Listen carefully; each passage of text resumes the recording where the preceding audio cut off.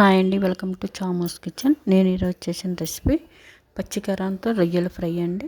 Super ఉంటుందని అంటున్నానని అనుకోవద్దు. Video అంతా చూసి నా వంట అంతా ప్రాసెస్ అంతా చూసి చేస్తే ఆ టేస్ట్ ఏంటో తెలుస్తుందండి. నేను 1/2 కిలో రొయ్యలు తీసుకున్నాను. ఉల్లిపాయలు ఒక 4 మీడియం సైజు, పచ్చిమిరపకాయలు కారానికి తగినట్టు తీసుకున్నాను. ఎందుకంటే కారం వెయ్యం కాబట్టి, పచ్చికారమే కాబట్టి ఎక్కువే తీసుకున్నాను. మీ కారానికి తగినట్టు మీరు తీసుకోండి.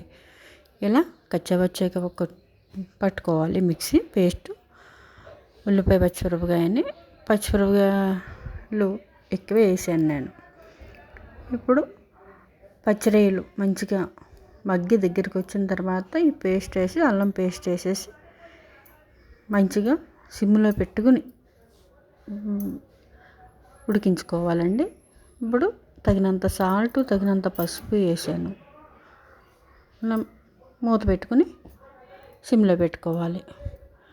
ఫస్ట్ రొయ్యలు ఎప్పుడైనా సరే కొంచెం ఆయిల్ వేసుకుని ముందు ఆ ఆయిల్లో మగ్గబెట్టుకుంటే, కొంచెం సాల్ట్ వేసుకుని చాలా బాగుంటుందండి. పచ్చి వేస్తే బాగోద్దు. చాలామంది పచ్చి కూడా వేస్తారు, అలా వేయొద్దు. మంచిగా అయిపోయిందండి. కారం వేయం కాబట్టి దగ్గరకు వచ్చేసిన తర్వాత ఏముంది, కొత్తిమీర వేసుకోవాలి, ఆపేసుకోవటమే. పచ్చికారంతో రొయ్యల ఫ్రై సూపర్ టేస్టీ ఉంటుందండి. థ్యాంక్స్ అండి చూసినందుకు. లైక్ చేయండి, షేర్ చేయండి, వీడియో అంతా చూడండి, సపోర్ట్ చేయండి.